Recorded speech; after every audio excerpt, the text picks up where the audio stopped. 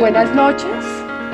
Eh, Estamos por iniciar la actividad académica del mes. El día de hoy nos acompañan la doctora María de la Paz Echeverry, que es neuroanestesióloga del Hospital Universitario San Ignacio, la doctora Alejandra Sanín, que es neuroanestesióloga del Hospital Universitario San Ignacio, y la doctora Ana Holguín, que es residente de último año del programa de anestesiología de la Pontificia Universidad Javeriana.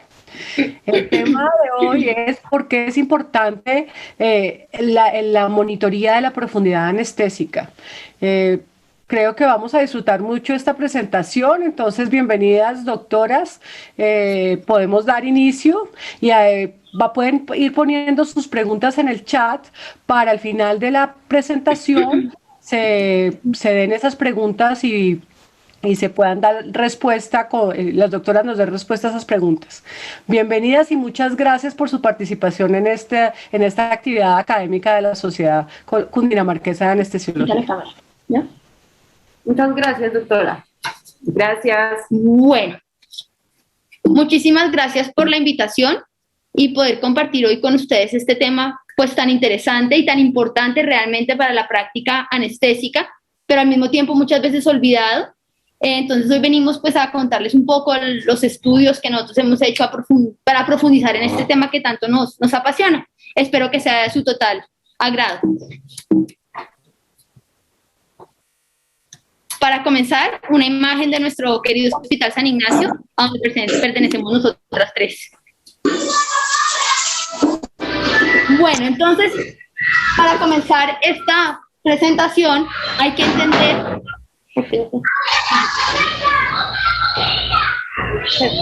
Bueno, para comenzar esta presentación es importante entender antes que nada qué es el electroencefalograma y cómo se genera el electroencefalograma. Entonces, el electroencefalograma se genera por el intercambio de información que hay con los potenciales de acción coordinado entre neuronas. Perdón, es que creo que hay algún audio abierto en la sala y se está oyendo muchísimo ruido. ¿Me están escuchando? Sí. Sí, doctora, ya, gracias. Ya, vale, qué pena. Bueno, entonces, qué pena. Voy a volver a comenzar. Entonces, pues para comenzar esta charla, lo más importante es que entendamos qué es el electroencefalograma. Entonces, el intercambio de información en el cerebro se genera a través de potenciales de acción coordinados entre las neuronas. Estos potenciales de acción al final generan unas ondas de despolarización secundarias a la entrada y salida de iones en las neuronas. Hay unos potenciales presinápticos que son muy cortos, duran solo 1 milisegundo. En cambio, los potenciales de acción posinápticos son más largos, duran de 15 a 20 milisegundos. Estos potenciales posinápticos generan como un campo de energía alrededor de la neurona que se conoce como potencial de campo local. Las neuronas piramidales corticales tienen una estructura específica y es que ellas vienen paralelas unas a otras, como se ve en la imagen, y van perpendiculares a la corteza cerebral. La función de ellas y de esta distribución es que se pueda como potenciar esta energía que se ha creado en este potencial de campo local y volverlo más grande y así pues medible a través de los electrodos que se ponen en el cuero cabelludo para generar el electroencefalograma.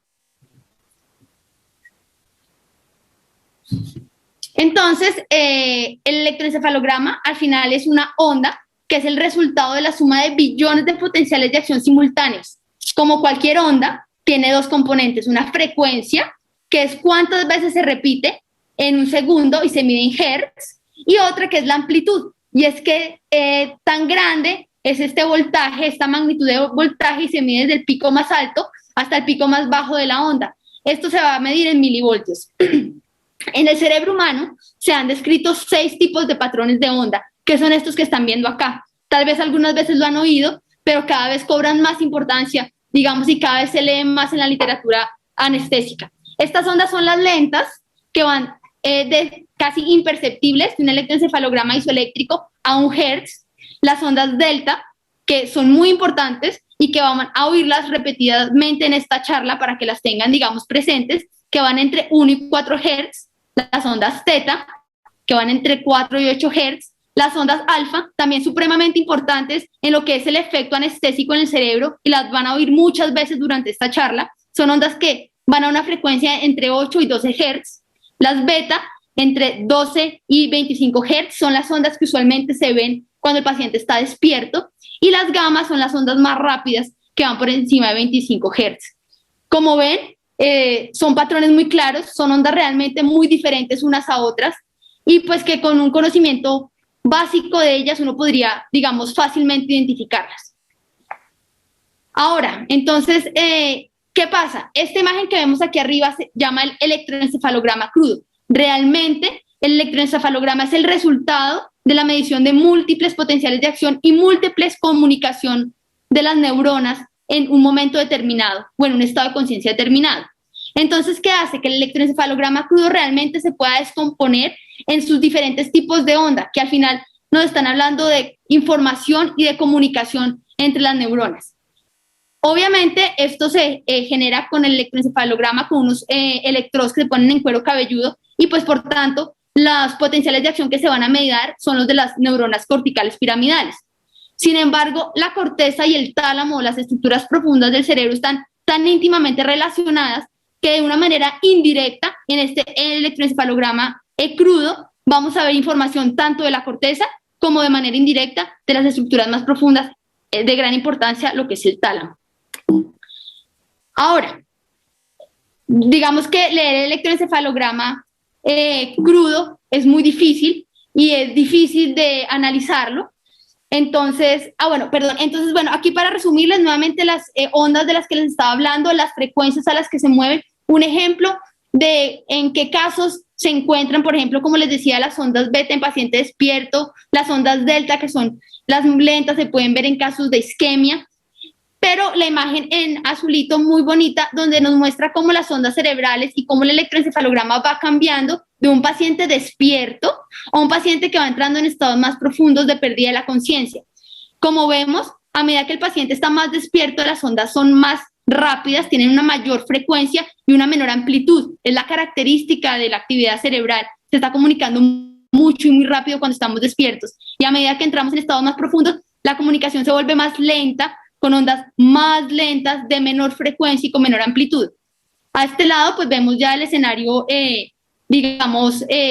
extremo, donde vemos un paciente despierto, donde vemos mucha actividad cerebral, con muchas ondas de frecuencia rápida, y por otro lado, el estado de estallido, de supresión del estallido neuronal, o burst suppression. Este es el estado donde prácticamente se pierde la conexión entre las neuronas. Encontramos un electroencefalograma isoeléctrico, pero ocasionalmente las neuronas piramidales tratan de buscar de alguna manera comunicación y generan estas ráfagas de estallido, volviendo a entrar en un estado de silencio eléctrico. Esto se ve, por ejemplo, en casos de sobredosis de anestesia, cuando ya el paciente está muy, muy profundo, o en estados de paciente en coma.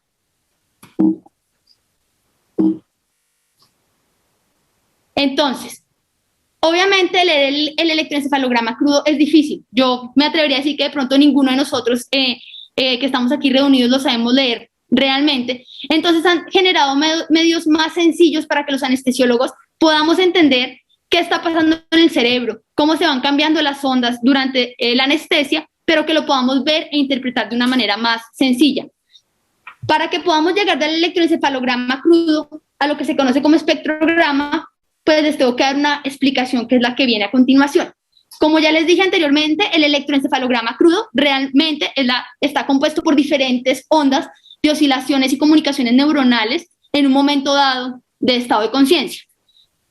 Si yo cojo y descompongo todas estas ondas cerebrales y las meto en un algoritmo que se llama espectro de poder, un algoritmo de Fourier, que realmente aplica para cualquier tipo de onda, no solo el electroencefalograma, esto se puede aplicar en ondas de sonido, en las ondas de la luz, y lo que hace es que se descompone el electroencefalograma en el poder de sus frecuencias.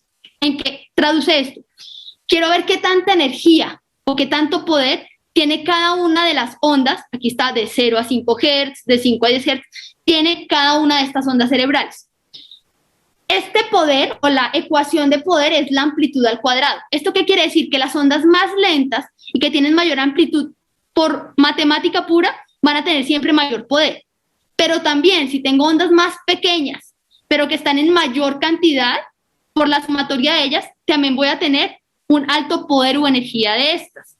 Este sería el ejemplo clásico, y van a entenderlo un poco más adelante, de un paciente anestesiado bajo efecto del propofol, donde predominan, lo que les dije al comienzo que pusieran, digamos, atención en estas ondas delta, pero igualmente predominan ondas alfa. Derivado de este espectro de poder, vamos a pasar, digamos, a ponerlo en tiempo. Si yo veo qué pasa durante el tiempo con el poder de estas ondas cerebrales y de las frecuencias, pasaría a generar un espectrograma o un espectro 3D. Este espectro 3D, ¿qué componentes tiene? Unas frecuencias, que ya dijimos, ondas alfa, beta, teta, alfa, beta y gamma, tendría un poder, que es la cantidad de energía que tiene o la cantidad de energía que hay de cada una de estas ondas, y lo ponemos pues en tiempo. Este espectrograma 3D es difícil ponerlo en un monitor, entonces para poderlo traducir a un monitor que nosotros podamos ver y analizar en salas de cirugía, pues se crea el espectrograma, que es este que vemos aquí. El espectrograma me muestra lo mismo, y es que las frecuencias, ¿qué son las frecuencias? Nuevamente, alfa, delta, teta, beta y gamma. Me dice el tiempo que está transcurriendo durante el tiempo de la anestesia, y el poder me lo representa en una escala de color. Entre más poder, más energía y más cantidad de determinada onda haya, se va a ver en colores más rojos, más vivos, y cuando hay menos poder o menos cantidad de estas ondas, pues se va a ver en colores más azules. Bueno, esto digamos que hasta acá pues es como la introducción. Entonces es importante, de pronto muchos crecimos con la idea que la anestesia no sabíamos cómo funcionaba. Pues eso es falso hoy en día, y hoy sí sabemos claramente cómo funciona cada uno de los medicamentos que usamos en salas de cirugía, en la fisiología cerebral y en las ondas que este produce. Y es importante saber y conocer que cada uno de los medicamentos que usamos ya están estudiados y tienen claros y determinados los espectrogramas que generan en la actividad cerebral. Entonces voy a tratarlo de hacer de una manera lo más sencilla posible, porque es un tema un poco complicado, para que entiendan cómo estos medicamentos actúan sobre las ondas cerebrales, y esto se va a reflejar en los espectros de color que ustedes van a poder ver en los monitores. El primero es el propofol. El propofol pues, es un medicamento que usamos pues, todos frecuentemente. Es un medicamento que es claramente agonista de los receptores GABA-A. Los receptores GABA-A están en muchos sitios del cerebro, especialmente en corteza, en el hipotálamo y en el tallo cerebral. El propofol es muy liposoluble, por lo tanto llega fácilmente a estos receptores. Y en general produce dos mecanismos muy importantes. El primer mecanismo es que al producir una inhibición en las neuronas piramidales, va a hacer que éstas pierdan su sincronía y no se puedan comunicar adecuadamente unas con otras. Y por otro lado, al bloquear, digamos, el tálamo, va a hacer que la conexión tálamo-corteza se pierda. Cortar por completo la comunicación tálamo-corteza es imposible. O sea, la comunicación tálamo-corteza tiene tantas conexiones que cortarlo de manera total es imposible, pero al bloquear estos receptores sí se va a enlentecer mucho esta comunicación. Es por eso, creo que alguien tiene nuevamente, perdón, el micrófono prendido. Bueno, entonces el propofol genera este espectrograma característico. Como les decía, predominan unas ondas, aquí delta, lentas, que van de 0 a 4 Hz, y unas ondas alfa de 8 a 12 Hz. ¿Esto en qué se traduce en lo que les estaba explicando ahorita? Cuando los receptores GABA de las neuronas piramidales se ven alterados y se pierde su comunicación unas de otras, se van a presentar estas ondas delta. Ahora, y es válido para todos los espectrogramas, acuérdense que las ondas lentas tienen mayor amplitud y por lo tanto siempre van a tener mayor poder, y por eso siempre el espectrograma va a tener en esta franja baja siempre algo de color rojo. Pero aquí también representaría esta pérdida de la sincronía de las neuronas piramidales. Por otro lado, esta onda o esta gamma alfa tan importante, y que se los he venido diciendo durante toda la cirugía, muestra la pérdida o el lentecimiento de la comunicación entre la corteza y el tálamo. Y esto pues resume lo que les viene diciendo todo este rato, como las ondas alfa de pérdida de la conexión corteza-tálamo unidas a las ondas delta por pérdida de la sincronía de las neuronas piramidales va a generar este electroencefalograma crudo.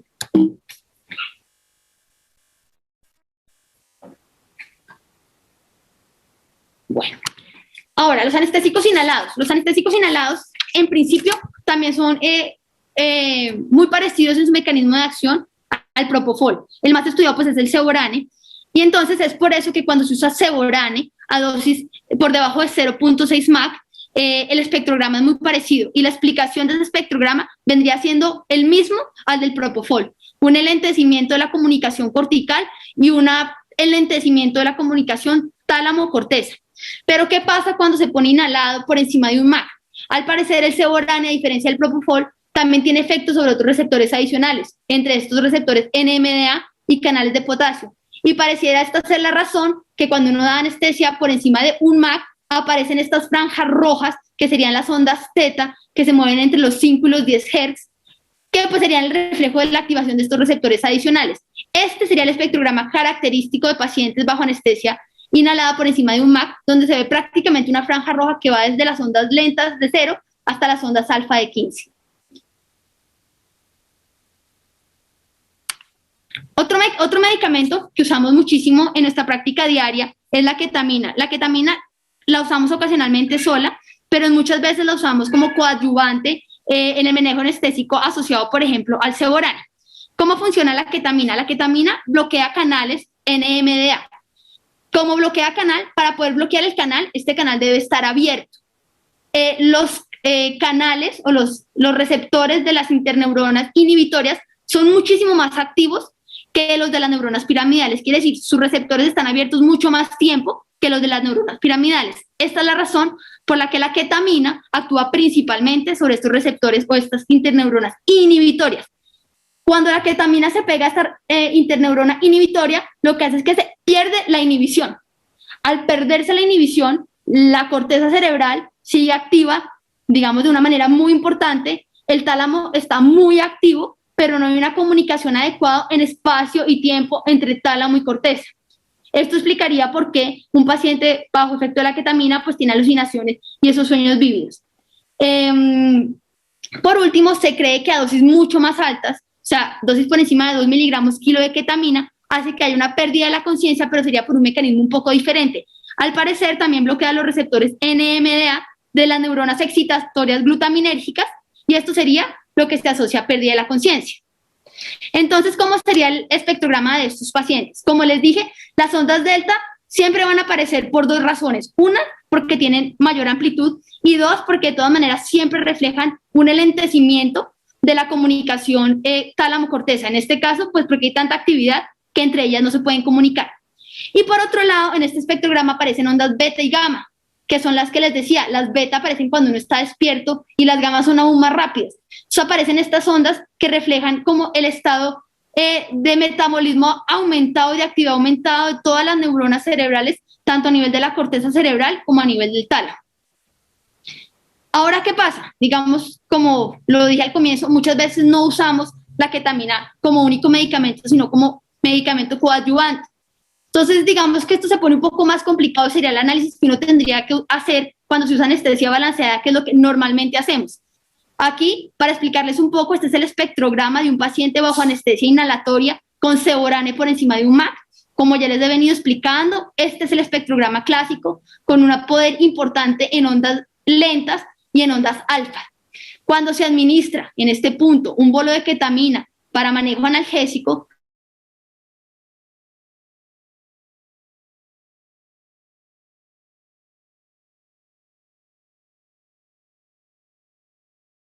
aparecen unas ráfagas de supresión neuronal de la comunicación cerebral, y pareciera que es por esta alteración de tantos receptores a nivel cerebral. Por un lado, se están bloqueando los receptores GABA.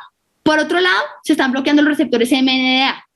Una vez se estabilizan las concentraciones de medicamento, digamos que entenderíamos a este patrón, que en pocas palabras y para simplificarlo, sería como una suma y una resta de los tipos de ondas que tenemos. Como la ketamina genera ondas más rápidas y el Seborane ondas más lentas, al final el resultado es que las ondas que tenía claramente con el Seborane pierden poder. Quiere decir, estas ondas delta ya no se van a ver tan profundas ni tan rojas, y esta franja alfa ya no se va a ver tan clara, sino que va a haber poder, porque igual sigue siendo en amarillo, pero en una franja mucho más grande de ondas, digamos, de una potencia moderada, que serían las ondas beta. Por último, para acabar, digamos, de explicar los mecanismos de los medicamentos que utilizamos, estaría la dexmedetomidina. La dexmedetomidina es interesante porque es el único medicamento que usamos en la anestesia que realmente, digamos, preserva algo de la arquitectura del sueño. Esto quiere decir, ninguno de los medicamentos que usamos para la anestesia genera un sueño agradable o genera un estado de sueño real. El único que se parece medianamente sería la dexmedeto. ¿Cómo funciona la dexmedeto? La dexmedeto funciona a través del bloqueo de los receptores alfa-2 que hiperpolarizan las células del lupus ceruleum.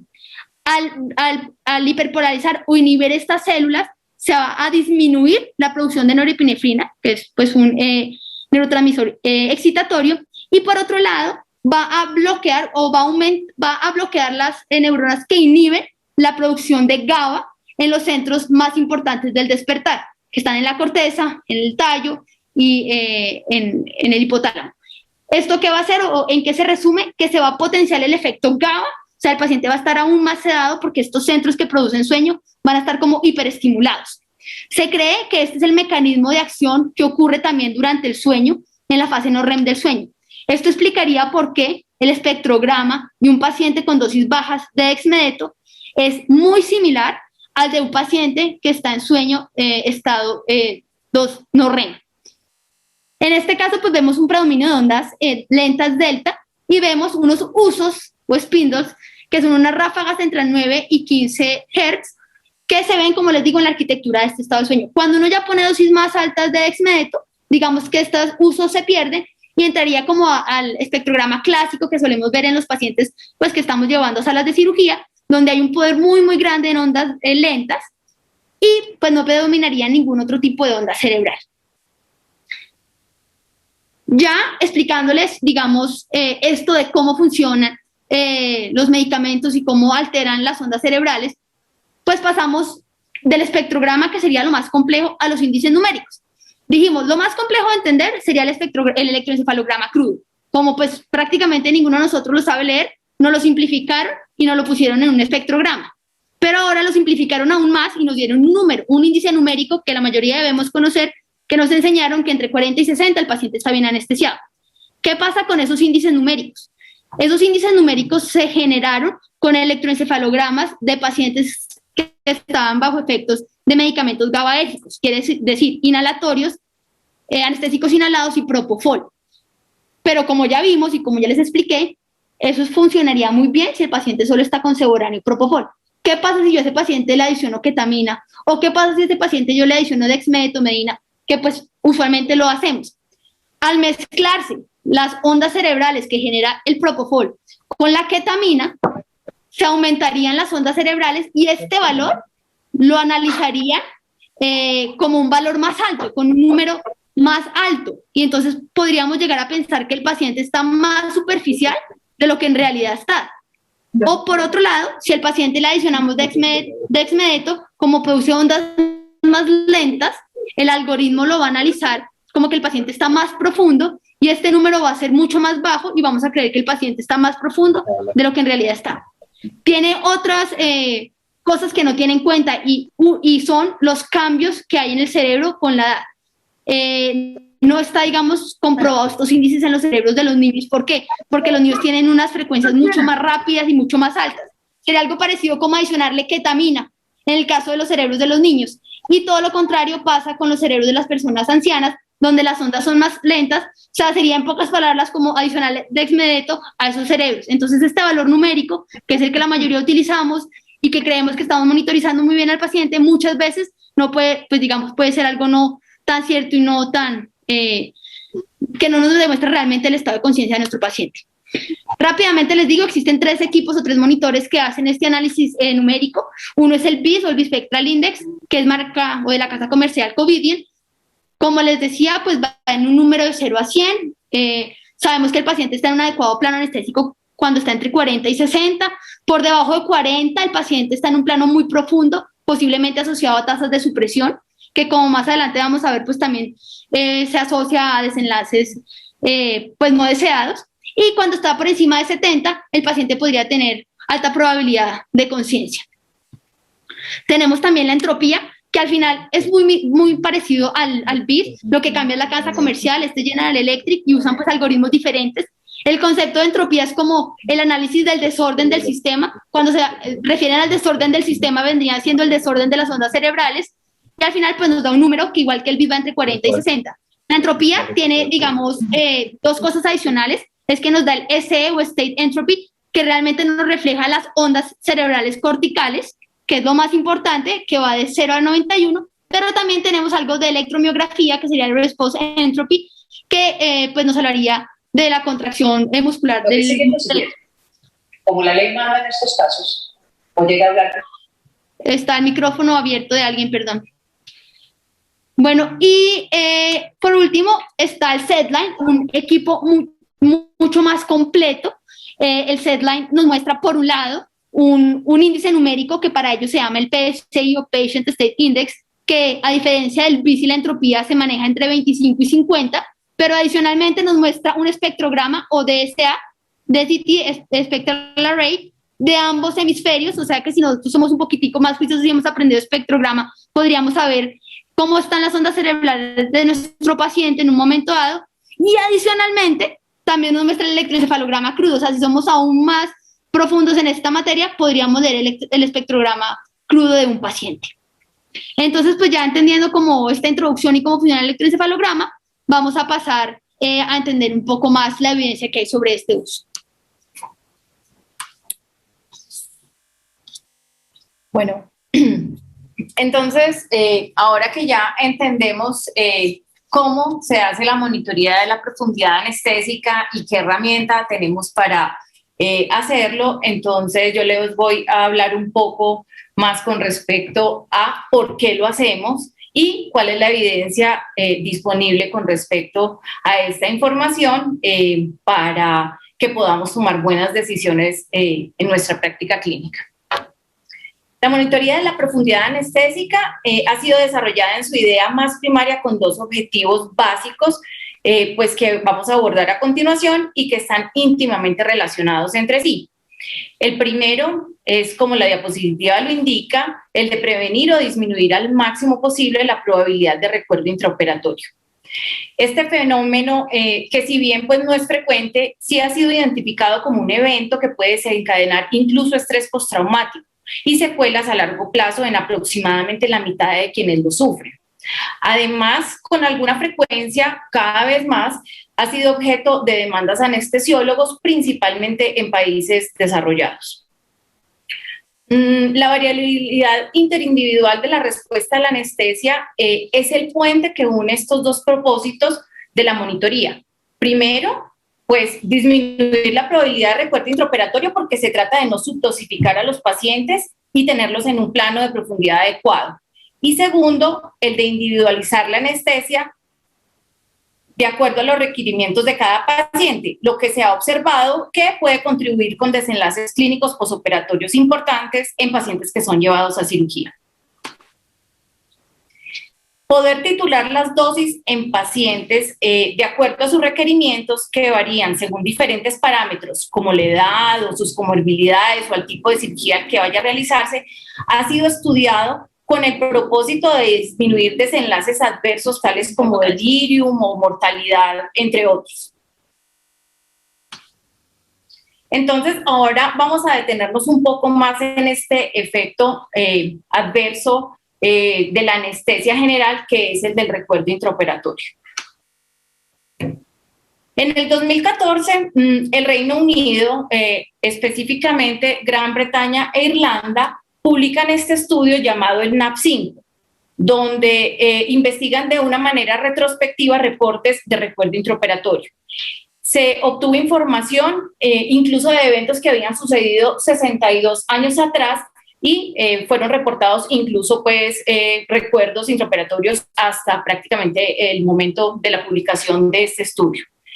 La incidencia que encontró este estudio era más o menos de 1 en cada 19.000 pacientes, pero en general se sabe que la frecuencia puede ser tan alta como 1 a 2 casos por cada 1.000 pacientes si se tiene en cuenta casos de recuerdos que son muy breves o que no generan en general experiencias dolorosas ni traumáticas. Sin embargo, es importante saber que, que los pacientes pueden expresar los recuerdos intraoperatorios desde incomodidad hasta descripciones prácticamente de tortura, incluso, pues como ya lo mencionó, generando estrés postraumático, y esto generalmente ocurre en pacientes que han recibido relajantes neuromusculares.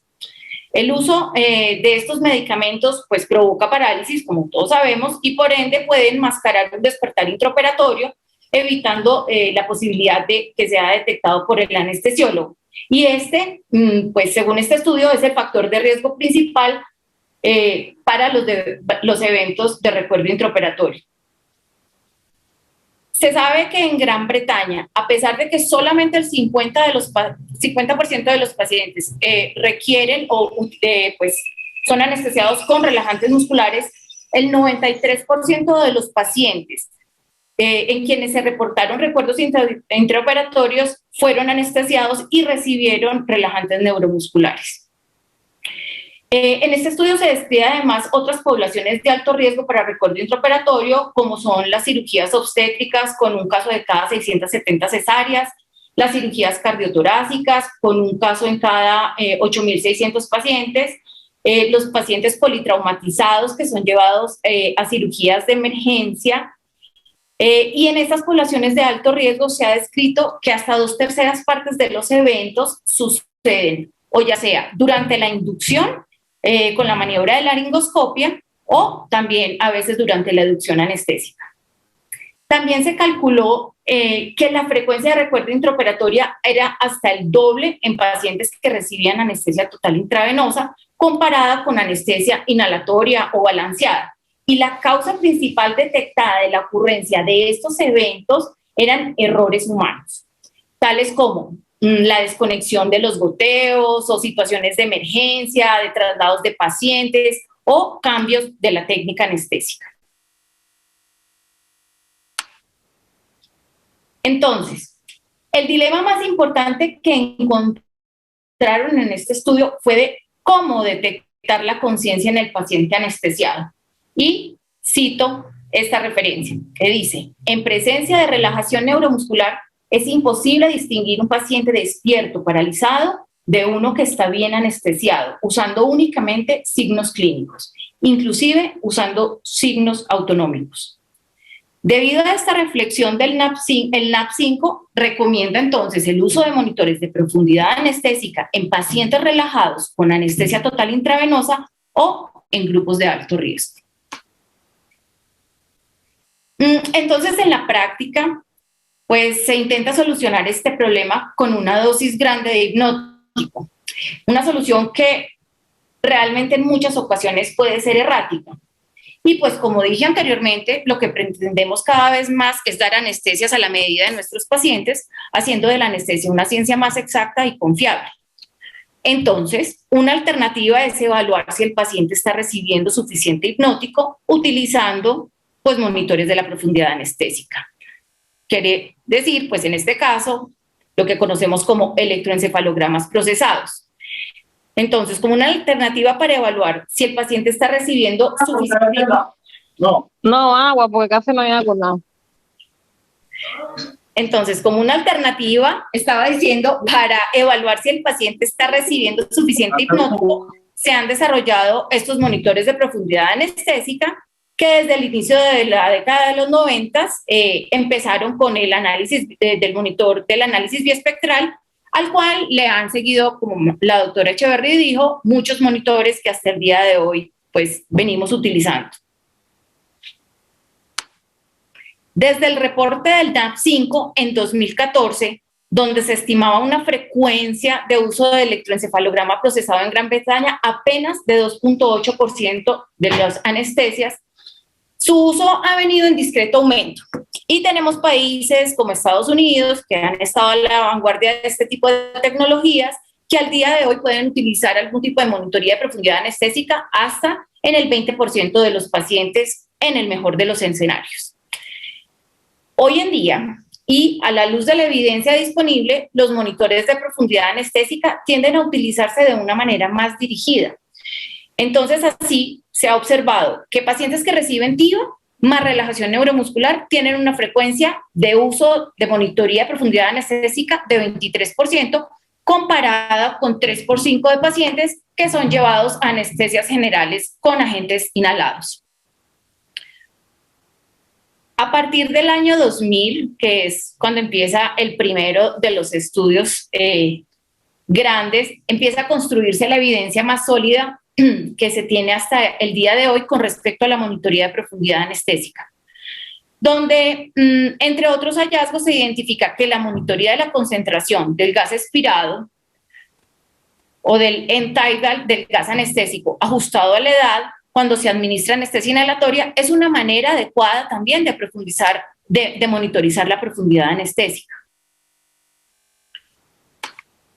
Entonces, vienen estos 3 estudios grandes. Estos son los 3 estudios aleatorizados, tal vez más grandes, donde se estudia el recuerdo intraoperatorio con la monitoría del electroencefalograma procesado. En este caso, todos con BIS, porque es la tecnología, como ya mencioné, más utilizada, comparado inicialmente en el estudio del 2004, el BeAware, con el manejo, el cuidado estándar o el uso estándar de anestesia. Posteriormente, en el BeAnAware, en el 2008, con un protocolo específico de comparar el BIS con anestesia inhalatoria, pero teniendo un end-tidal de gas anestésico que estaba adaptado para estar entre 0,7 a 1,3 Mach.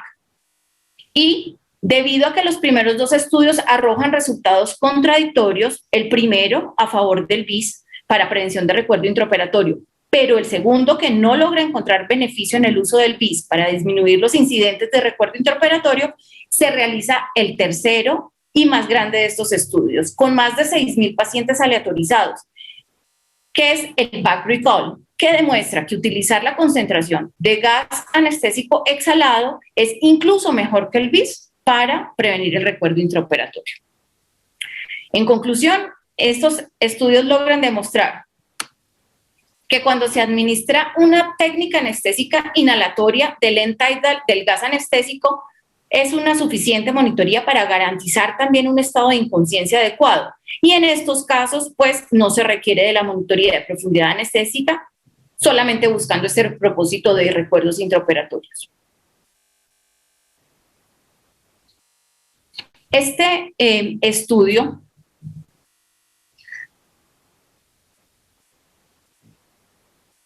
que es una revisión de Cochrane sobre BIS para disminuir el recuerdo intraoperatorio y para mejorar la recuperación de los pacientes, fue publicada por primera vez en el 2007 y posteriormente ha sido actualizada en el 2014, el 2018 y el 2020.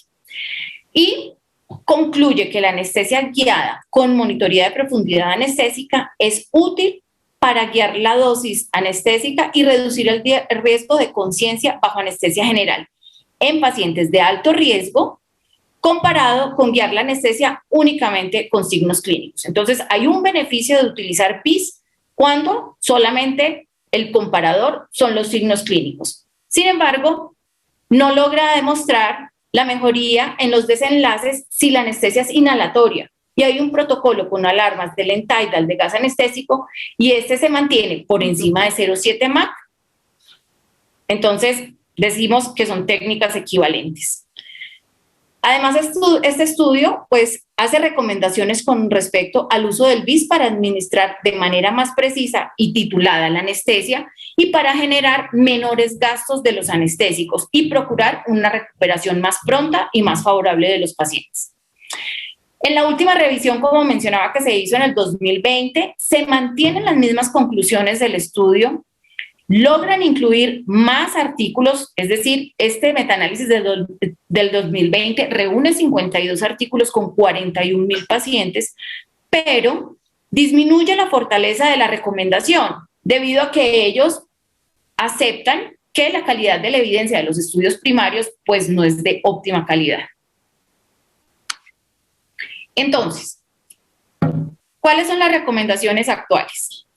Aquí en este momento posiblemente me van a tener que tener un poco de paciencia porque yo les voy a mostrar la evidencia que hay de diferentes guías pero como vamos a ver al final, la evidencia en general muestra lo mismo. Entonces, de pronto voy a ser un poco repetitiva acá, pues, pero es lo que hay. Estas son las primeras guías con respecto a la monitoría de la profundidad anestésica.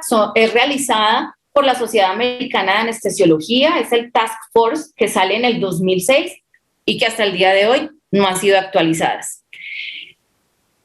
En ellas los expertos concuerdan en que se recomienda el uso de esta tecnología en pacientes de riesgo de conciencia intraoperatoria, pacientes de alto riesgo, como ya mencionamos, bajo anestesia general, es decir, pacientes con bajos requerimientos anestésicos o pacientes con anestesia total intravenosa. Y sostienen que el uso de este tipo de monitoría debe ser individualizado caso por caso, que no cuentan con la evidencia suficiente para implementarlo como un estándar de manejo de monitoría intraoperatoria, pero que lo recomiendan en casos individualizados. Posteriormente, entonces, vienen las guías NICE en el 2012, que son unas guías de evaluación de tecnología y su uso en salud, donde se consolida el concepto de paciente con alto riesgo de recuerdo intraoperatorio. Y aunque el comité admite pues, que la evidencia sigue siendo muy escasa, emite una recomendación con respecto al uso de esta monitoría de la profundidad anestésica como una herramienta realmente costo efectiva en pacientes, ya fuera de alto riesgo de coincidencia accidental bajo anestesia general o, por el contrario, de recibir dosis innecesarias de anestésicos que conlleven a una profundidad anestésica excesiva. Entonces, son los dos extremos del espectro. Y además, lo recomiendan también en pacientes recibiendo anestesia total intravenosa. Posteriormente, en el 2016, estas guías han sido revisados por los autores, pero ellos manifiestan que no hay nueva evidencia que afecte las recomendaciones actuales y las guías quedan así. En el 2016 vienen estas otras guías también de la Sociedad de Anestesia Británica e Irlandesa, donde recomiendan la monitoría de profundidad anestésica en pacientes llevados a procedimientos bajo anestesia general con anestesia total intravenosa y relajantes neuromusculares para reducir el riesgo de recuerdo intraoperatorio o conciencia intraoperatoria accidental. Ellos concluyen que no hay evidencia para recomendar el uso de monitoría de profundidad anestésica igual cuando se administra una anestesia con agentes inhalados y se monitorizan los pacientes con concentración de agente anestésico expirado y se ajustan las alarmas para un MAC entre 0,7 y 1,3.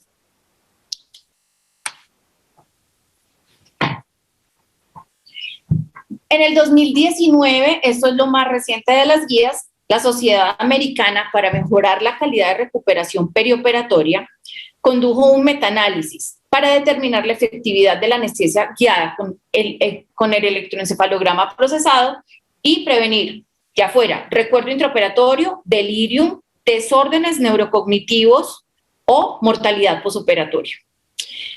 Dentro de las conclusiones que ellos sacan, afirman que el electroencefalograma debe considerarse como un monitor básico para guiar el manejo anestésico y que además los anestesiólogos deberíamos estar todos entrenados para interpretar el electroencefalograma crudo, el espectrograma y los índices procesados. Dicen además que en los pacientes que reciben agentes inhalatorios realmente no hay, como ya se ha dicho en todas las diapositivas, no hay ningún efecto protector de la monitoría de la profundidad anestésica al compararlo con monitorización del agente anestésico expirado. Y que en pacientes que reciben anestesia total intravenosa, al utilizar monitores de profundidad anestésica, se nota una disminución del riesgo de recuerdo intraoperatorio con un RR de 0,27 y un intervalo de confianza entre 0,11 y 0,68, y que este efecto tiende a ser más robusto en la medida que el riesgo de la población para recuerdo intraoperatorio aumenta. Con respecto a otros desenlaces como delirium, aunque el efecto de la monitoría de la profundidad anestésica es protector, pues ellos lo encuentran en su metaanálisis, dicen que la heterogeneidad de los estudios fue muy alta, lo cual le resta validez al resultado, Sin embargo, lo recomiendan, ¿por qué? Porque ellos evidencian que al poder detectar mediante el electroencefalograma procesado la supresión del estallido, esto es una forma de disminuir la profundidad anestésica excesiva que, como vamos a ver, puede estar asociado con desenlaces desfavorables y complicaciones posoperatorias. Ya con respecto a los otros desenlaces que ellos pretendieron evaluar, no hubo realmente ningún hallazgo de nada significativo.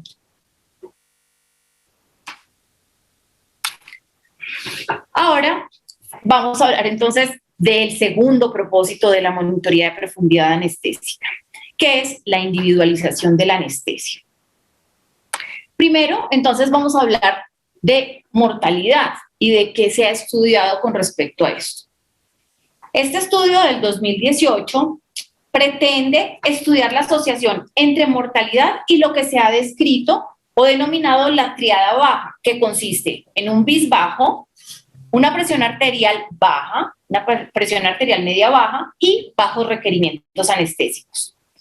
Ellos apenas, para hacer este metaanálisis, pueden reunir dentro de la evidencia 2 experimentos clínicos controlados, 7 estudios de cohortes, todos clasificados como evidencia entre buena y moderada, de buena y moderada calidad, y los investigadores encuentran una asociación positiva entre el bis bajo, es decir, un bis por debajo de 35 y aumento de la mortalidad a mediano plazo, con un RR de 1.1 y un intervalo de confianza entre 1.05 y 1.15.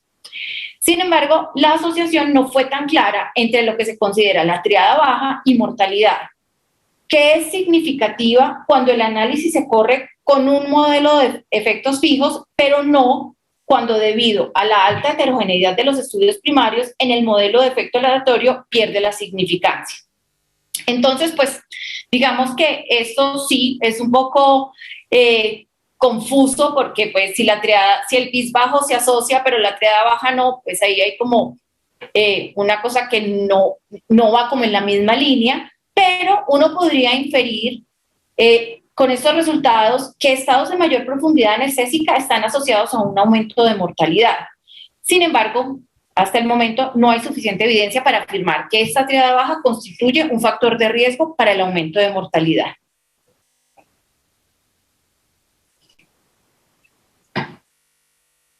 Listo. Ahora, con respecto a electroencefalograma y delirium, entonces tenemos este primer estudio del 2007 de la colaboración Cochrane, que es de los primeros metaanálisis en describir el uso del BIS para guiar la anestesia como parte de una de las estrategias para disminuir delirium en pacientes hospitalizados que son llevados a cirugía. En este estudio, que contaba con un total de 1.025 pacientes, se encontró que esta estrategia disminuía el delirium posoperatorio en un 30% prácticamente. Como ustedes ven ahí, con un RR de 0.71 y un intervalo de confianza, pues que hace significativo estadísticamente también el resultado.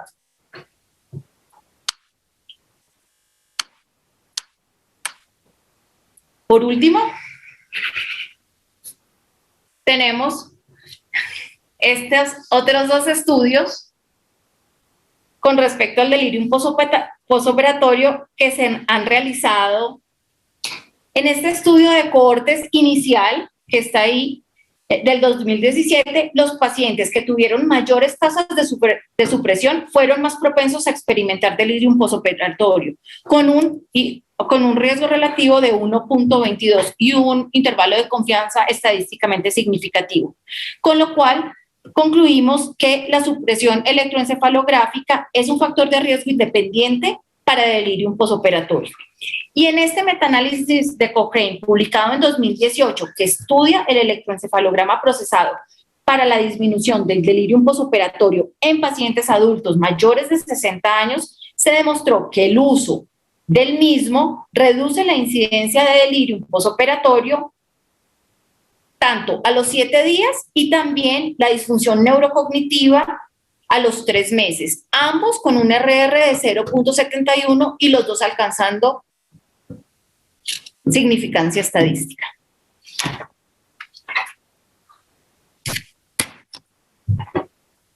Bueno, entonces, sobre este tema, y como probablemente muchos saben, hay muchísima controversia, sobre todo por la evidencia que existe, la incidencia del desenlace de recuerdo intraoperatorio y algunas otras consideraciones,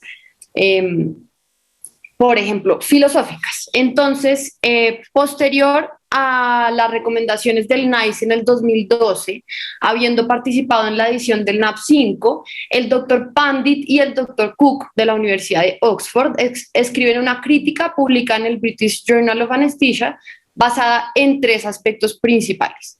El primero es que los monitores de la profundidad anestésica no se deberían estudiar como se estudia un medicamento. Su eficacia no se puede medir con la incidencia de un desenlace, porque son herramientas diagnósticas.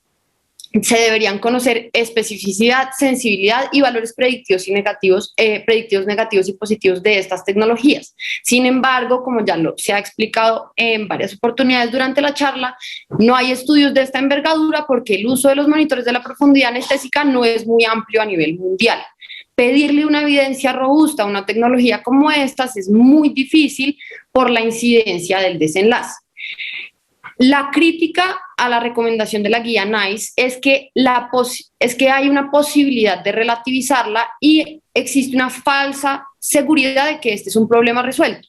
Como dijo la doctora, todas las guías recomiendan esto en pacientes de alto riesgo, en pacientes con TIVA, y esto no significa que no se deba hacer. Al contrario, la evidencia es suficiente para aconsejarlo. Sin embargo, se tiene que seguir estudiando porque este problema no está completamente resuelto. Hasta este momento, y algunos creen que hasta este momento, es decir, en el 2013, y algunos creen que aún hoy no existe un monitor que de forma certera pueda informar al anestesiólogo si un paciente está inconsciente o no, y por lo tanto, si está anestesiado o no. Lo que plantean los doctores Pandit y Cook en esta revisión es que se debería encontrar un monitor suficientemente empírico para que el anestesiólogo conozca el nivel de conciencia de sus pacientes. Sin embargo, para que esto suceda, se deberían cumplir 3 principios importantes. 1, conocer la naturaleza de la conciencia. 2, conocer el mecanismo de acción neurofisiológico de los anestésicos.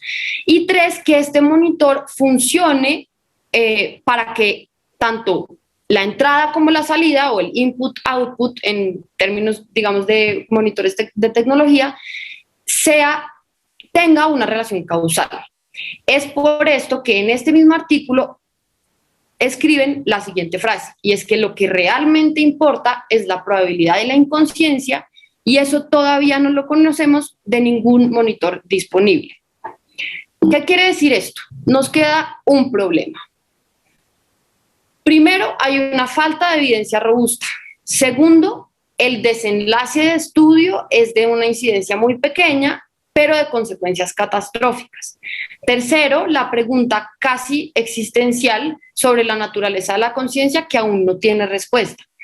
Cuarto, que debemos encontrar una relación causal entre un patrón electroencefalográfico, que es la forma de monitorizar la profundidad anestésica conocida hasta ahora, con un estado de conciencia específico. Es decir, que lo que contaba la doctora Echeverría al comienzo, de que las ondas alfa, las ondas delta, sean un estado cerebral específico como la pérdida de la conciencia, cosa que hasta el día de hoy pues no está totalmente demostrado.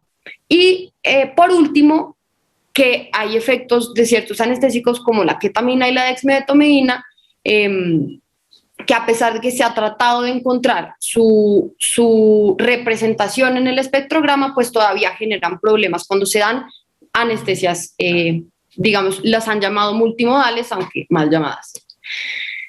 Entonces, ya entendimos cuál es la evidencia que hay y por qué es limitada. Ya entendimos con el NAP5 el problema en sí y su baja incidencia. Al comienzo de la presentación hablamos sobre qué es el electroencefalograma, el mecanismo de acción de los anestésicos y la forma como el espectrograma logra resolver el problema de medicamentos como la ketamina y la dexmedetomidina. ¿Cómo surge el espectrograma? ¿Por qué es teóricamente el método que mejor se acopla a lo que hoy en día se piensa que es la conciencia, y no sabemos, pero existen hasta el sol de hoy teorías neurofisiológicas de la conciencia que como anestesiólogos nos deberían importar o no. Entonces, este final de la charla se basa en esas dos preguntas. Desde que se introdujo la resonancia magnética funcional en los 90, aunque su creación empieza de a poquitos desde el siglo XIX, y desde que se empezó a popularizar el uso del electroencefalograma, hay cada vez más estudios y centros de investigación sobre la conciencia en el área de neurociencias. Hay muchas teorías, modelos de conciencia, hay muchas disciplinas que estudian este problema, desde la filosofía hasta la neurobiología y ahora la anestesia. La conciencia se ha definido de muchas formas, pero en general hay un aspecto común en el que se trata de el sentido del yo. En 1974, el filósofo Thomas Nagel de la Universidad de Oxford escribe un artículo importante que se llama ¿Cómo es ser un murciélago? Desde entonces, todas las teorías de conciencia que nos interesan, digamos, porque hay muchas más, se debaten en qué seres son capaces de tener conciencia, y en teoría son aquellos que podrían preguntarse qué se siente ser ellos. Por ejemplo, si un animal se ha demostrado que no genera sufrimiento en uno de su misma especie, podría ser que ese animal sea capaz de tener conciencia. Pero más allá de ese problema filosófico, hoy hay un debate actual en anestesia que se trata sobre cómo podemos ver correlaciones neuronales de la conciencia. Entonces, las correlaciones neuronales son, valga la redundancia, relaciones entre redes anatómicas y funcionales y procesos cognitivos. En este caso es una discusión sobre qué redes neuronales están asociadas a la generación de la conciencia. Hay un debate entre quienes defienden que estas redes se encuentran en la zona caliente cortical posterior. En términos generales, lo que dicen es la parte de atrás del cerebro es la que se relaciona con la conciencia. Hay otra parte de los defensores de otra teoría, y es que la correlación de la conciencia está en la corteza prefrontal, es decir, en la parte de adelante del cerebro. Y hay quienes dicen que es la interacción entre ambas. Los anestesiólogos neurocientíficos, el grupo de Michigan, el grupo de Mary Brown en Harvard, son más defensores de la teoría de que la conciencia se genera en la corteza prefrontal.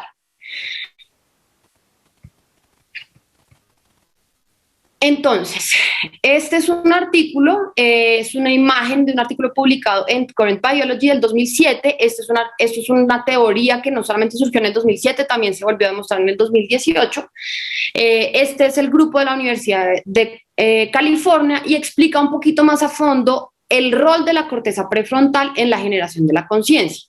Para hacerlo más sencillo, está la corteza prefrontal comunicada con la corteza parietal. Entre ambas hay relaciones excitatorias, y está el tálamo, el globo estriado y el cuerpo estriado y el globo pálido. Pero importante en este circuito es el prosencéfalo basal, que es por su nombre en inglés, pero que es un poquito parte del sistema extrapiramidal que conocemos. Y lo que dicen es que este prosencéfalo basal, que tiene un alto nivel colinérgico, se relaciona principalmente con la corteza frontal. No tiene la corteza parietal una incidencia en este prosencéfalo basal. Y han teorizado que la conciencia o esta red neuronal que se ha correlacionado con el proceso cognitivo de la conciencia se inicia gracias a un estímulo colinérgico muy alto de este prosencéfalo basal hacia la corteza prefrontal. ¿Todo esto qué importa? Importa porque los anestesiólogos han sido claros en que la corteza prefrontal juega un papel vital en el momento de la inducción anestésica. Se ha demostrado una relación directa con la pérdida de la conciencia. Es decir, tenemos unas teorías sobre la generación de la conciencia, pero lo más grande a nivel de la anestesia es que se han encontrado mecanismos de pérdida de la conciencia. Es decir, los niveles de conciencia diferentes que se han podido ver en el electroencefalograma con el uso de anestesia. ¿Cómo se ha encontrado la relación directa entre la pérdida de la conciencia y la corteza prefrontal? Encontrando los mecanismos neurofisiológicos de los anestésicos que hablaba la doctora Echeverry más temprano en la charla. Entonces, los anestésicos tienen varios mecanismos de acción. Inhiben los circuitos excitatorios, excitan los circuitos inhibitorios, desconectan la parte de arriba, que es la corteza, con la parte de abajo, que sería el tálamo, la parte de adelante, que sería la corteza prefrontal, y la parte de atrás, o sea, la corteza parietal. Es decir, tenemos 4 diferentes mecanismos de acción de los anestésicos que desconectan arriba, abajo, abajo, arriba, atrás, adelante y adelante, atrás. Esto es importante porque, como dice el doctor Emery Brown, yo puedo apagar la conciencia, pero no cómo funciona.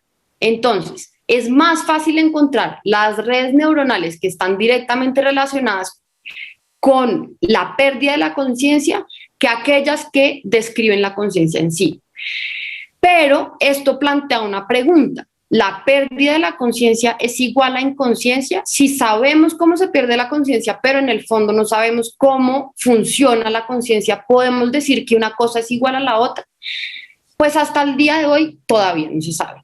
Lo que sí conocemos es que hay varios mecanismos neurofisiológicos de pérdida de la conciencia y para el observador pueden ser exactamente iguales. La ausencia de respuesta motora no es sinónimo de inconsciencia. El doctor Andrew Owen en Canadá estudió pacientes en coma que no tenían respuesta y que habían sido diagnosticados clínicamente como en estado vegetativo. Los puso en un resonador y les hizo una resonancia magnética funcional, encontrando que al hacerles preguntas como, por ejemplo, que recordaran si estaban jugando tenis o que se movieran adentro de su casa, las mismas zonas que se encendían en el cerebro de un paciente sano se encendía en el cerebro de un paciente en coma. Y hasta incluso logró, a través de resonancia magnética funcional, obtener respuestas de sí o no a preguntas que les hacía. Esto quiere decir, si esto es cierto para los pacientes en coma, ¿es cierto para los pacientes anestesiados? Todavía, pues, no lo sabemos. Lo bueno, más allá de esta pregunta filosófica y un poco densa y existencial, es que hoy hay una evidencia suficiente para relacionar uno de los patrones electroencefalográficos con la pérdida de la conciencia de forma más o menos indiscutible, y es la anteriorización. Que esto, es decir, la pérdida de la conciencia, sea igual a inconsciencia, no se sabe. Pero lo que sí se sabe es que se puede ver a través del electroencefalograma la pérdida de la conciencia. La anteriorización es el cambio de las ondas alfa, es decir, las frecuencias que oscilan entre 8 y 12 Hz, si se acuerdan, que usualmente se encuentran en la parte posterior del cerebro hacia el lóbulo frontal, es decir, hacia la corteza prefrontal. Esta anteriorización tiene evidencia clara tanto para los inhalados, específicamente se estudió con Seborane, como para el propofol. A manera de fenómeno, esto significa que con el aumento de la sedación hay un aumento significativo del componente alfa del electroencefalograma a nivel de la corteza frontal. Y esto se ha podido relacionar con la pérdida de la conciencia en anestesia general. ¿Por qué es tan importante? ¿Por qué he insistido tanto en entender el rol de la corteza prefrontal? Es porque si yo monitorizo a través de unos electrodos puestos en la frente, la actividad que estoy viendo es la corteza prefrontal. Si la corteza prefrontal hace parte de lo que inicia la conciencia y además tiene relación directa con el fenómeno de anteriorización en el electroencefalograma, puedo estar más tranquilo de que monitorizar la conciencia en anestesia a través de un electroencefalograma frontal es lógico y tendría todo el sentido del mundo. Parte de la evidencia de esta anteriorización se generó en el 2013 por este estudio realizado por el doctor Emery Brown y su grupo de Harvard y el MIT, que está publicado online en Proceedings of the National Academy of Sciences, en el que relacionaron la respuesta comportamental de pacientes y la respuesta en el electroencefalograma. Como podemos ver, entonces lo que hicieron fue darle propofol a pacientes sanos y les pusieron 2 tareas: responder preguntas a nivel verbal y hacer clic en un control hasta que perdieran la conciencia. Entonces, en la gráfica A tenemos los clics y la respuesta verbal, y en la gráfica B el espectrograma de estos pacientes. Lo que indica el cuadrado rojo es que cuando se perdió la conciencia a nivel comportamental, es decir, cuando el paciente dejó de responder preguntas y dejó de hacer clic, como se indica acá, loss of consciousness o LOC, se inició y la aparición de la sonda alfa en el espectrograma. También, como decía la doctora más temprano en la charla, también se aparecen las ondas delta. Y que cuando el paciente está recuperando la conciencia, es decir, ROC o Recovery of Consciousness, y empieza a responder preguntas verbales y hacer clic en el control, las ondas alfa desaparecen del espectrograma.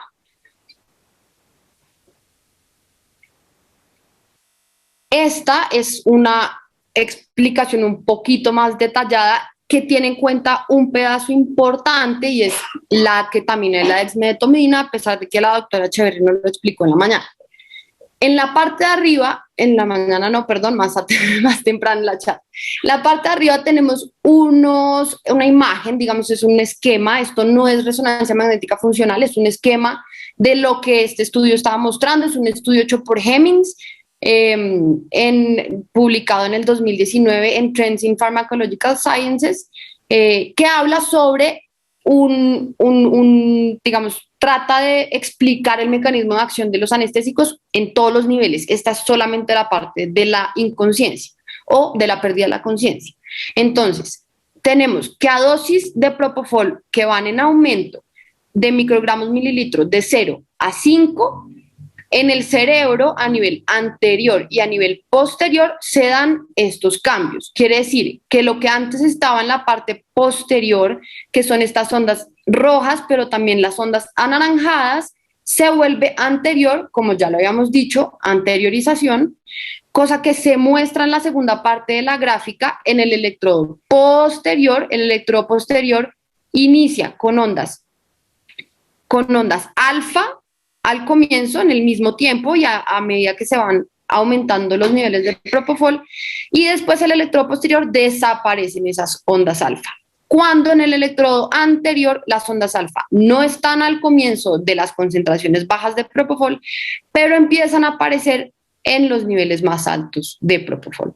Este es el electroencefalograma crudo de lo que va sucediendo, y acá está la diferencia de cada uno de los medicamentos en el espectrograma. Entonces, en el tiempo, la frecuencia, las ondas alfa en el propofol, las ondas alfa en el Ceborane. Acá no vemos ondas alfa, por lo que explicaba más temprano la doctora. Tampoco vemos las ondas alfa en la dexmedetomidina, pero hay una cosa clave, y es que acá se ve que tanto la dexmedeto como la ketamina, como el Ceborane y el propofol tienen ondas delta. Y es en estas ondas en las que más se está investigando hoy en día, porque lo de las ondas alfa ya está 100% e indiscutiblemente probado.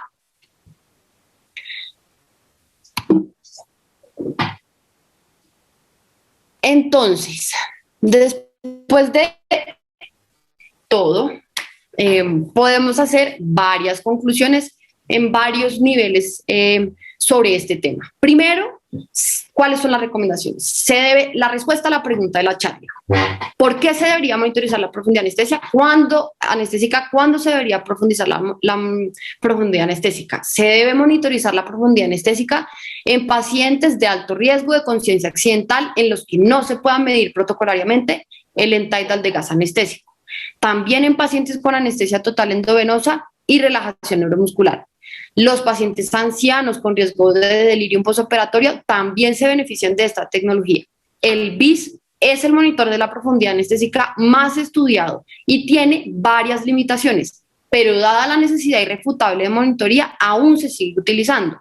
Sin embargo, el espectrograma, como ya lo hemos visto repetidamente en esta charla, es una forma de electroencefalograma procesado que nos da información y se puede usar con todos los medicamentos anestésicos y con todos los pacientes que llevamos a cirugía. Conocemos el mecanismo de acción de los medicamentos anestésicos, por eso conocemos el mecanismo de acción de la pérdida de la conciencia durante la anestesia general. El mito de que no sabemos cómo funciona la anestesia no es real, y aunque todavía hace parte del debate científico, la corteza prefrontal es clave en la generación de la conciencia. Por eso podemos monitorizar la pérdida de la conciencia a través de un electroencefalograma frontal. Lo único es que todavía no sabemos si perder la conciencia es estar inconscientes. Esta es una foto del doctor Pulido. Las fotos del comienzo también son del doctor Pulido. Muchas gracias al doctor Pulido por su préstamo. Y algunas de las imágenes que usamos durante la presentación son las portadas de The Lancet de Neurology del 2019 de un ilustrador colombiano que se llama Daniel Líbano. Muchas gracias. Muchas gracias. Gracias.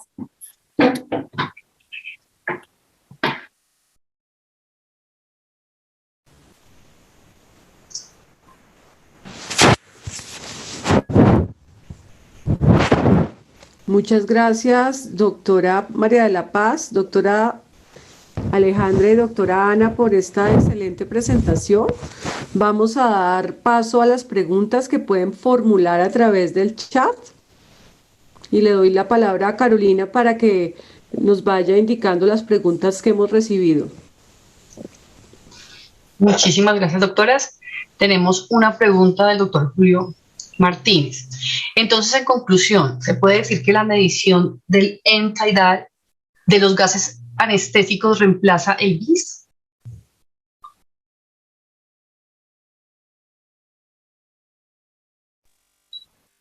Sí, muchísimas gracias por esta pregunta.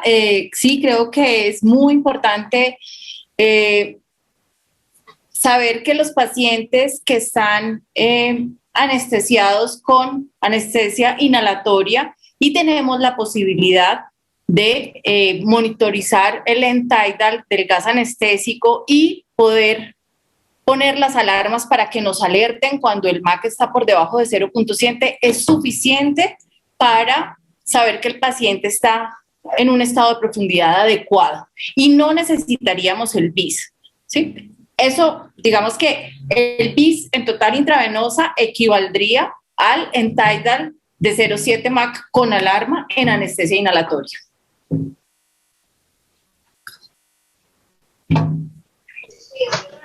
Muchas gracias, doctora. No sé, en ese momento no tenemos más preguntas en el chat. No sé si alguien quiera levantar la mano o hacernos alguna otra pregunta a través del chat.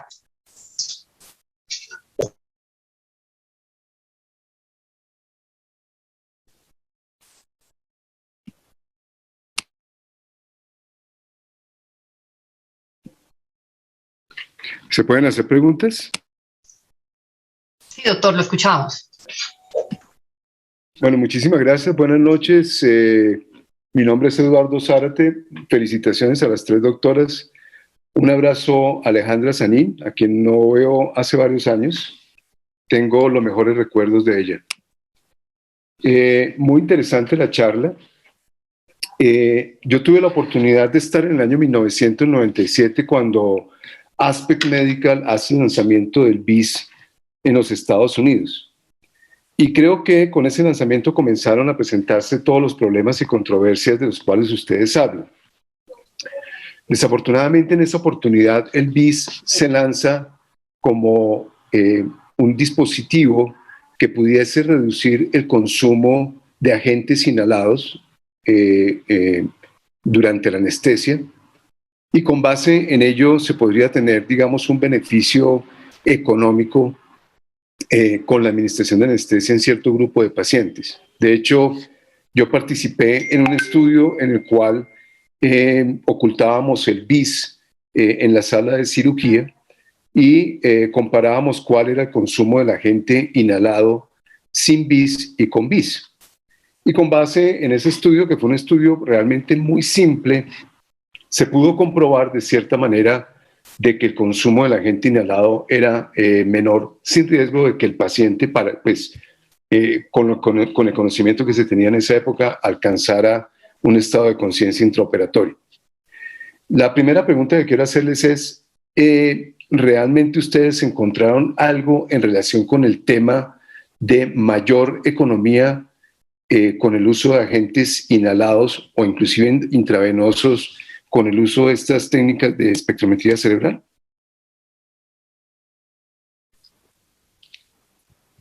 Buenas noches, doctor Zárate. Muchísimas gracias por sus elogios. Yo también lo recuerdo con mucho cariño.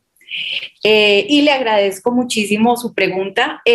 Sí, la evidencia, como ya mencioné anteriormente, no es evidencia para nada sólida, pero dentro de las recomendaciones de las guías del 2016 de la Gran Bretaña, ellos sí encuentran que monitorizar la profundidad anestésica logra una reducción en el consumo tanto de la anestesia inhalatoria como de la anestesia total intravenosa.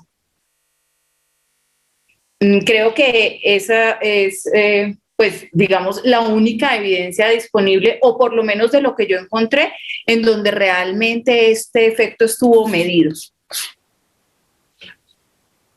Y pues esto, obviamente, en esas guías se traducía pues el ahorro de consumo anestésico en un ahorro, digamos, desde el punto de vista económico de la administración de anestesia.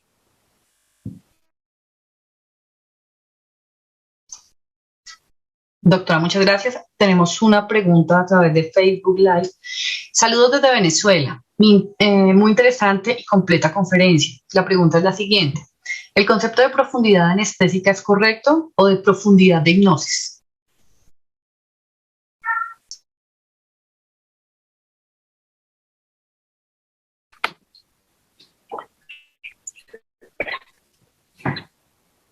Bueno, pues en la práctica creo que podría usarse de manera pues, intercambiable estas dos frases. Sin embargo, creería que es mejor usar el concepto de profundidad anestésica.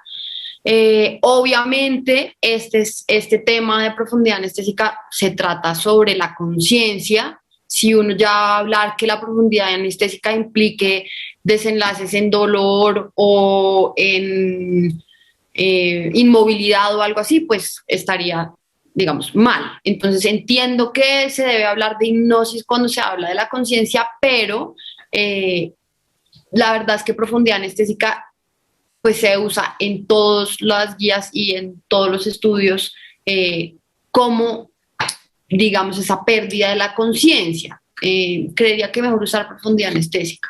No sé, la doctora Zanini. También yo creo que dado como a todo el análisis, incluso desde el punto de vista filosófico de cómo funciona la conciencia, pues realmente es que eso no está completamente claro. Pero posiblemente la hipnosis sea solamente uno de los componentes de lo que conocemos como conciencia. Entonces, por eso yo pensaría que sí, tal vez es mejor referirse tal vez a monitoría de la profundidad anestésica, porque pues la otra parte de medir absolutamente cada parte de la conciencia o una parte de la conciencia, pues me parece que nos metemos ahí en terrenos que de pronto son más difíciles de esclarecer claramente. Gracias, doctoras. Tenemos al doctor Ibarra levantando la mano. Adelante, doctor Ibarra. Buenas noches, muchas gracias por la interesante presentación. Quería hacer una pregunta con respecto a la percepción que tienen ustedes. Hace unos 5 años nosotros con entusiasmo adoptamos la monitoría del burst suppression con monitores de SedLine. Porque pues era intuitivo que pues había evidencia y era intuitivo que tener los pacientes con episodios frecuentes de burst suppression no eran lo mejor, y el delirium, pues que es el desenlace perioperatorio neurológico de mayor impacto, de trascendencia, pues era algo es algo altamente deseable de prevenir. Sin embargo, el Engage, publicado por Wiles hace 2 años y uno o dos más ensayos, no han sido muy positivos, o sea, de hecho no han mostrado beneficio de monitorizar la profundidad anestésica y la prevención del delirium. ¿Cuál es la aproximación que tienen ustedes con respecto a esta evidencia de unos ensayos clínicos que son importantes? Este de Engage fue casi 1.300 pacientes y otros 2 que ha habido más adelante.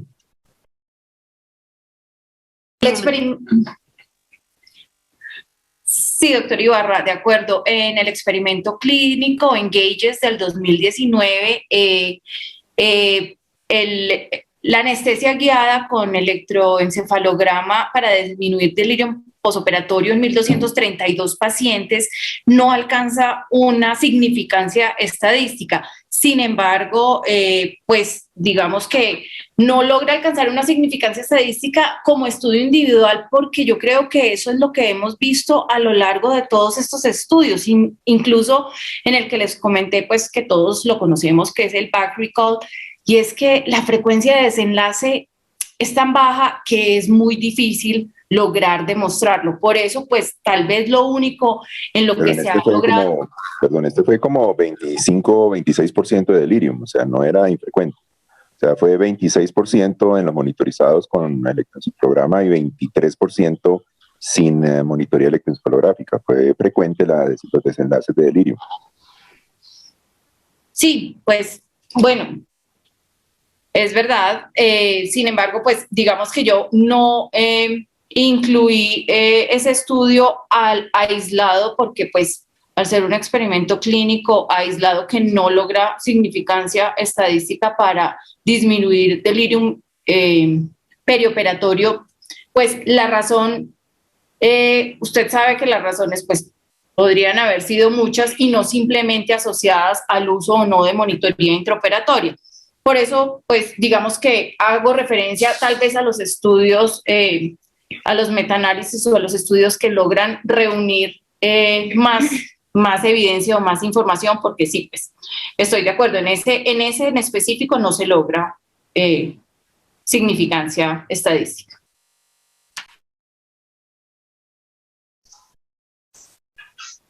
Gracias, doctora. Tenemos otras preguntas en el chat. El doctor Burgos, experiencias de uso de monitores de profundidad anestésica en los pacientes con TCE severo y Glasgow muy comprometido. Bueno, buenas noches. Bueno, en realidad eso no lo incluimos en la charla, pero sí lo revisamos. Son pocos los escenarios en los que uno realmente desea que el paciente esté en estados de supresión neuronal o en burst suppression. Los escenarios en los que uno quiere eso realmente son los casos de neuroprotección, que sería el escenario de pacientes con trauma craneoencefálico severo en unidad de cuidado intensivo, por ejemplo, o pacientes en neurocirugía, por ejemplo, en pinzamiento de aneurismas cerebrales que uno quiere durante el clip temporal tenerlos en un estado de supresión neuronal, pues para disminuir el consumo metabólico y proteger el cerebro. En estos casos se cree que guiar a estos pacientes, aunque no hay estudios muy grandes, sí se cree que guiar a estos pacientes mediante algún tipo de monitoría de la profundidad anestésica, buscando exactamente el estado de supresión neuronal, digamos que mejoraría o favorecería los desenlaces positivos en estos pacientes. También hay que tener en cuenta, por otro lado, que si lo que yo no quiero es tener el paciente en burst suppression, sino simplemente guiar la anestesia por alguna razón que toque llevarlos a quirófano, a estos pacientes con Glasgow bajo o trauma craneoencefálico severo, claro, estos pacientes van a estar comprometidos, los índices, como dije en algún momento, no van a ser una medida exacta porque sus ondas cerebrales van a estar lentas porque la comunicación neuronal pues va a estar alterada. Entonces sí, los índices no serían un valor adecuado para guiarlos y en este caso de pronto el espectrograma de los medicamentos GABAérgicos sería una buena opción pues para poderlos mantener durante el proceso anestésico. Gracias, doctora. Pregunta del doctor Igor Pinzón. ¿Se puede decir que dar TIVA sin monitoría de la profundidad anestésica es una mala práctica? Buenas noches, Igor. Gracias por tu pregunta. Pues yo diría que a la luz de la evidencia que tenemos actualmente, sí. Definitivamente los pacientes que van a una anestesia total intravenosa, nosotros no tenemos ninguna manera de monitorizar la profundidad anestésica. Cuando nosotros podemos guiarnos los agentes inhalados con un MAC, con un N-Tidal, pues es otra cosa, pero de la otra manera no tenemos cómo hacerlo. Y pues claramente en todos estos estudios y en todas estas guías se ha demostrado que uno de los pacientes o uno de los grupos de más alto riesgo es la anestesia total intravenosa, sin monitoría, los pacientes que más sufren recuerdos intraoperatorios. Entonces, desde mi punto de vista, no es una buena práctica dar anestesia total intravenosa sin monitoría de profundidad anestésica. Gracias, doctora. Pregunta por Facebook. Como hay pacientes que requieren bajas dosis de anestésicos, especialmente en ancianos, que han dado los resultados con el BIS en el síndrome triple bajo.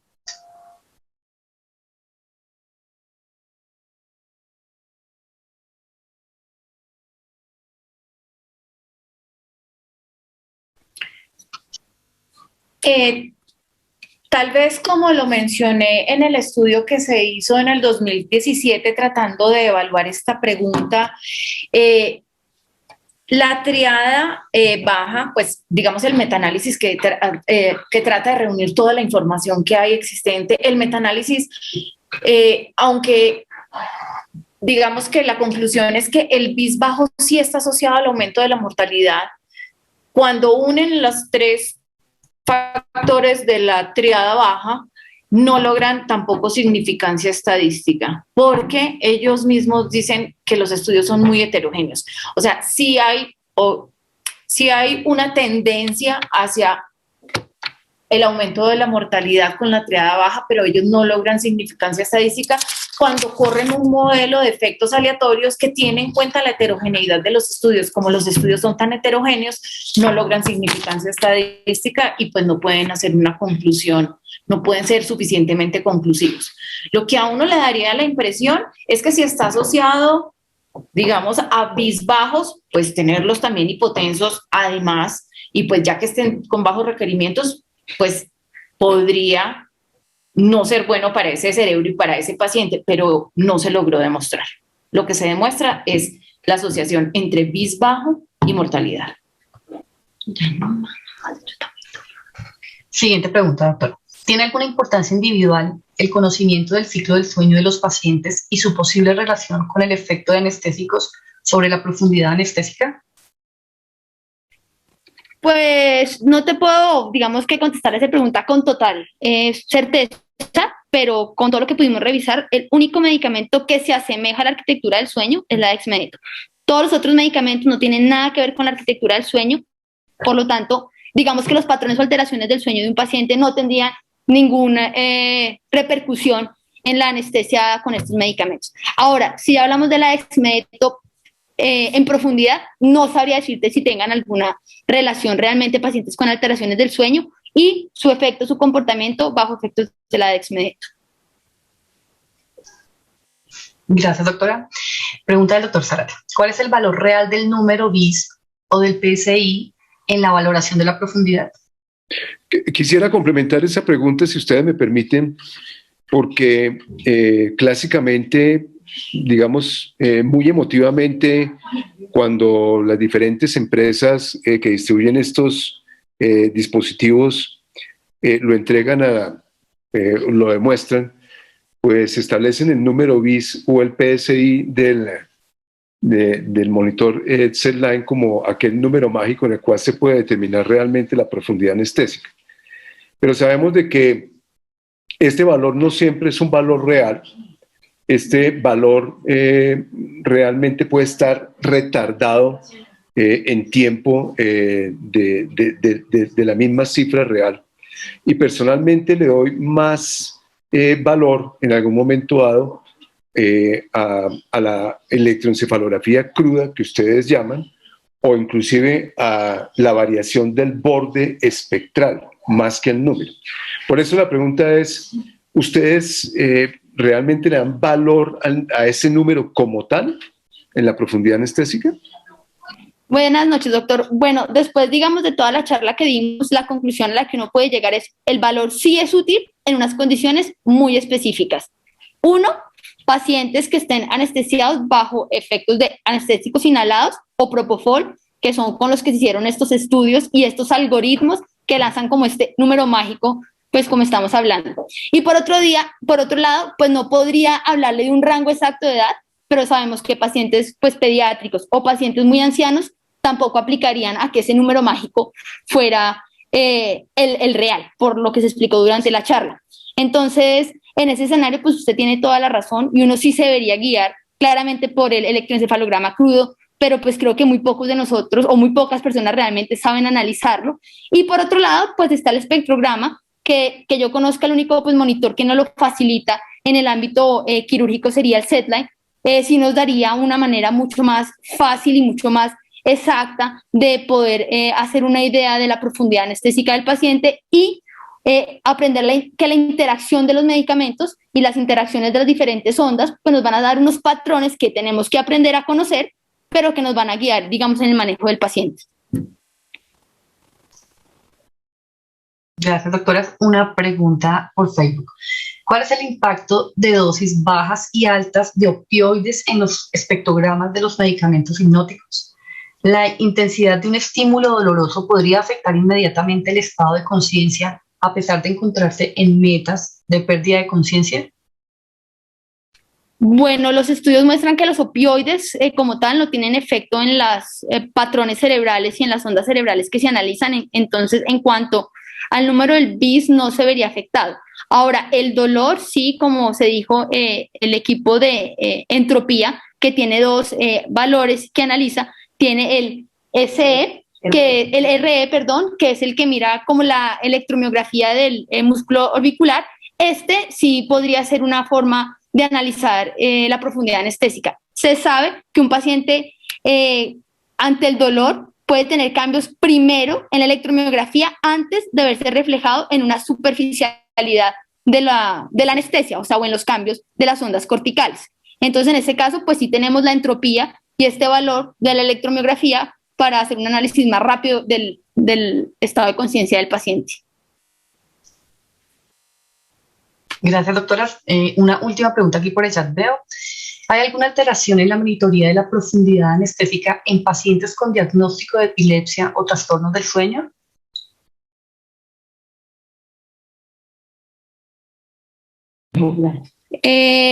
Bueno, pues sí, digamos que ya dijimos lo mismo, no se sabe exactamente, pero los medicamentos, o sea, digamos que la epilepsia sí altera las ondas neuronales durante el estado de crisis. Ahora, es poco probable que un paciente esté con una crisis durante o bajo el efecto anestésico. Entonces, pues me atrevería a decir que no aplicaría mucho una crisis epiléptica bajo estados anestésicos y el análisis de las ondas, por un lado. Y pues lo del sueño ya lo dijimos, no puedo contestarlo con certeza, no conozco, pero creería que el único medicamento que de alguna manera podría tener una importancia en pacientes con trastornos del sueño sería la Dexmeto. Todos los demás tienen mecanismos de acción diferentes que no pues afectarían para nada en pacientes con este tipo de trastornos.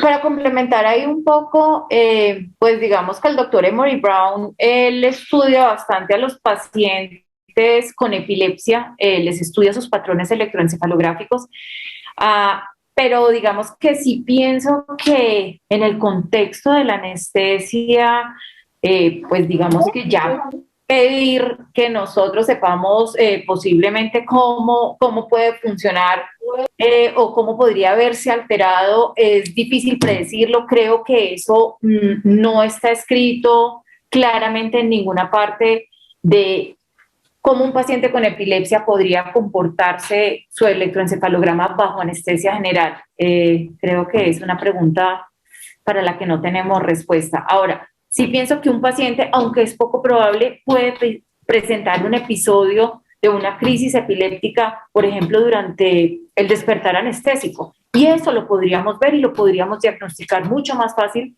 si tenemos la posibilidad de evaluar, por ejemplo, un electroencefalograma crudo. Doctoras, Otra pregunta nos llega del doctor Quesada. Buenas noches, excelente presentación. Teniendo en cuenta los desenlaces que se reportan en la evidencia a favor del uso de la monitoría de la profundidad anestésica, ¿qué tanta aplicabilidad ven ustedes al uso de este tipo de monitoría para procedimientos bajo sedación?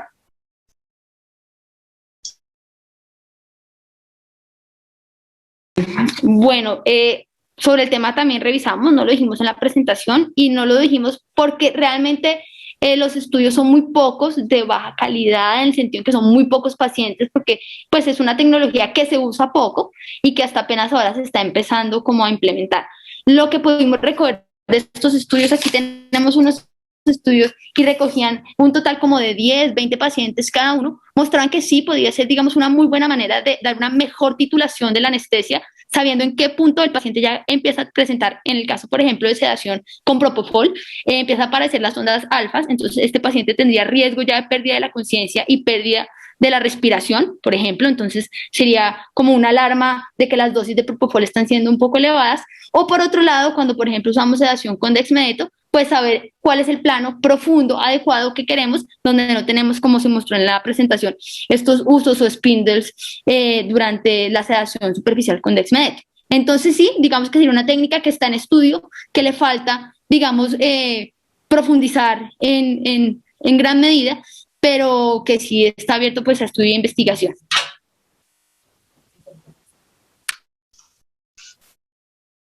Doctoras, muchísimas gracias. No tenemos más preguntas ni a través del chat ni por Facebook Live. Muchísimas gracias por aceptar nuestra invitación. Excelente charla, muchos comentarios de felicitación y nuevamente gracias por aceptar la invitación de la Sociedad Dinamarquesa de Anestesiología.